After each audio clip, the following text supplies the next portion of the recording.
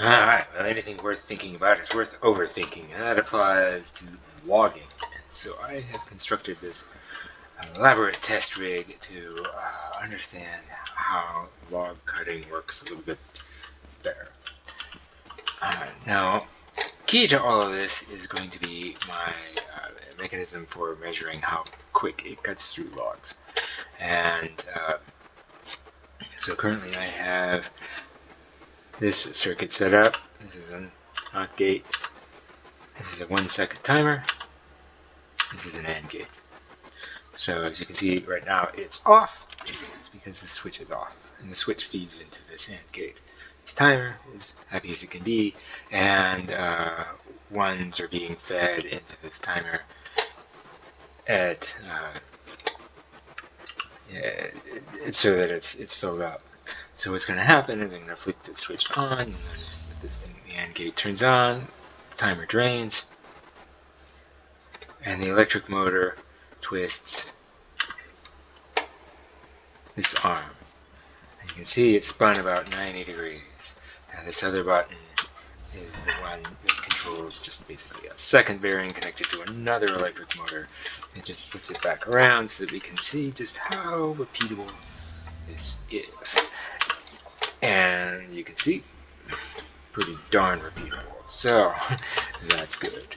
So what we're going to do now is disconnect it from this guy here. Avoid that. And then connect it to this rascal. Did I succeed? Yes. Alright, and then reset the timer. Given that it hits it, that's just for safety's sake, let's put it there. And now, okay, so I have a variety of means of turning the of cutting the wood here, and I have set up this switch, which just basically puts the saw into the wood. And there's actually a pretty critical distance here, and you can see that it's just it's exactly the same distance here. I don't know why it doesn't seem to get impacted by the bars at the top, but they don't seem to be slowing it down any. In fact, let's just emphasize that point. Building up here, and okay. All right. So the way this timing mechanism is set up, all of these buttons for the various motors that we have are going into this OR gate. This is an AND gate, and this is a sensor. So right now the sensor is seeing something, but none of the switches are on. And so as soon as I turn on one of these systems to turn on a motor, that will enable this, which will spin the timer. And then as soon as the log cuts through it, it'll get sucked into that resource converter. And the sensor will no longer see it, and will stop the timer. So, let's rock.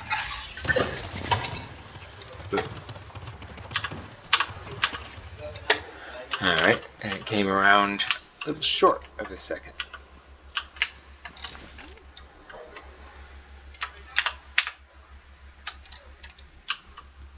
So, let's reset. And again, a little more than a second. I attribute most of this to the fact that it takes the gas engine a little while to reach its full power. But we'll do it one more time. And at the time it was comfortably less than that. So that's one test. Now I had the thing running on both of those saw blades. What if we cut one of them off? Let's reset this. And go. And you can see it's a little bit more than a second. But again, I really suspect that might make it go faster. So we'll put the log back. Validate that the timer is reset. There we go. A little more than a second. Reset. Oh, interesting.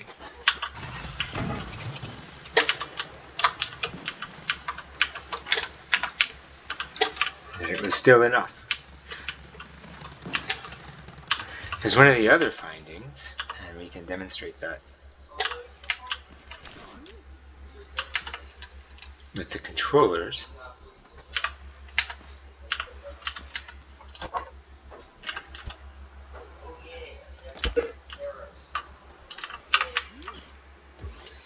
going to just connect this.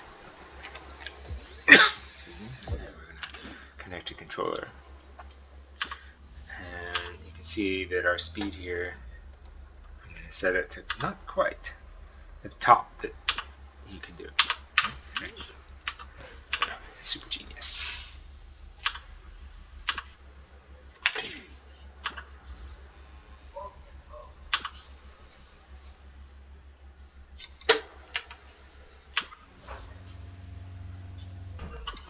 And what we can observe there is that it did not cut. But if I go one notch higher, it cuts. And in a time right about the same as what we saw our gas engine do on a good day. Alright, for grins, let's connect that too. And let's do that. Pick this up.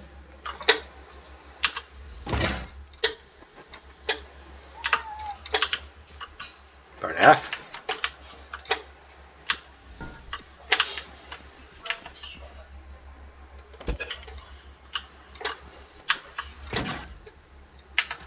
Half. So let me go ahead and put a marker down where we're at.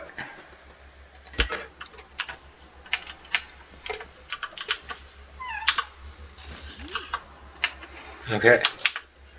So what we can figure out so far is there is this minimum speed, thing number one, and the other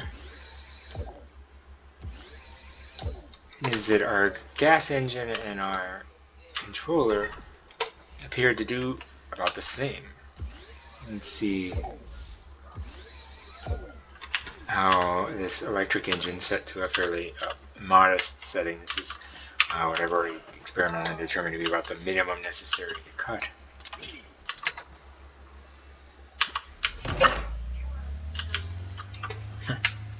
The same.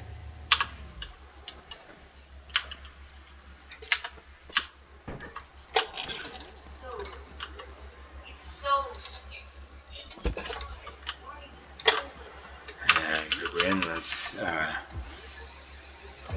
cut out one of these and see that it about the same as the gas engine did.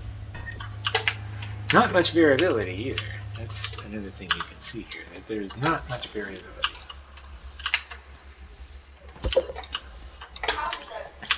Again, single one on max. Not really any different. It's not about the speed or the power. It's just about how many blades are in contact with the thing. And the more, apparently, the better. So, I'm going to rearrange this rig a bit, and we'll come back with some more experiments. Alright, I have another result. Now, one would think that more is better. And it turns out it is. I have connected now 4 of these saw blades, and we'll see how that does. And you can see it does it in a quarter of the time that a single one would. But here's something that surprised me a bit, and that is that if they don't have their own bearing, it doesn't count. So just to, whoops, okay. And if I just hook up another blade just stacked there, and then connect it here,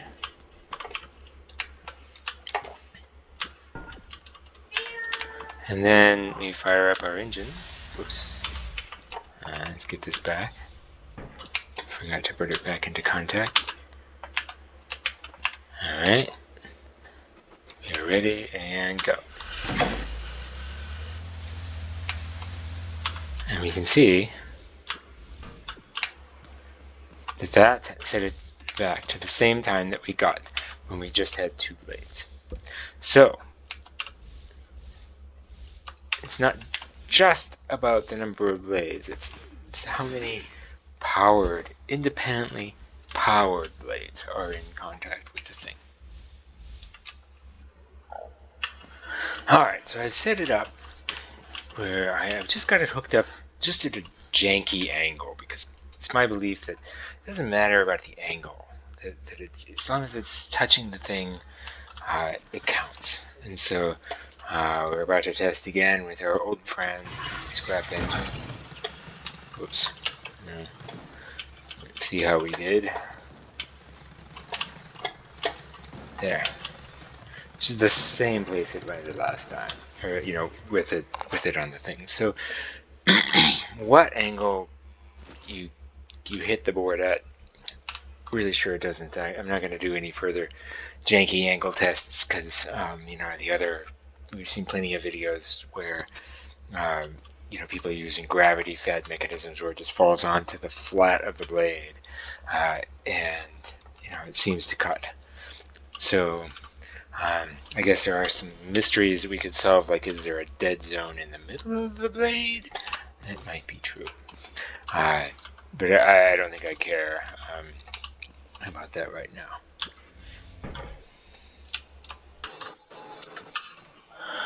Alright, so I've done a little bit more science, and this is about as graphic a proof as I can demonstrate that whether it's welded or not, it doesn't matter. And also the size, the type of log doesn't seem to matter, that it all takes 1 blade a second, more or less, to process down. This is a log that I just got from one of those big tall trees, just a half of it.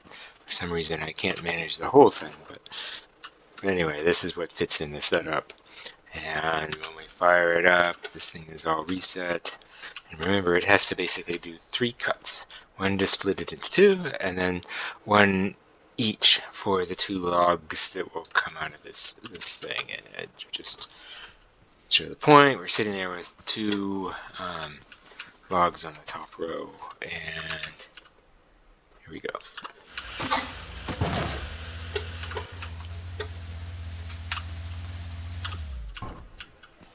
And so we see that as predicted, it takes this is about half a second to get around to this far, and another half a second to break the first log, and then another half a second to get the third one. So I'm about ready to say that with this setup that we've done all we can do. The bottom line for cutting through the logs in the fastest possible way is to have as many powered bearings as you can get in contact with the wood, and the more the better. And I think it's really just a matter of finding out how you can get your saw blades in contact with the wood.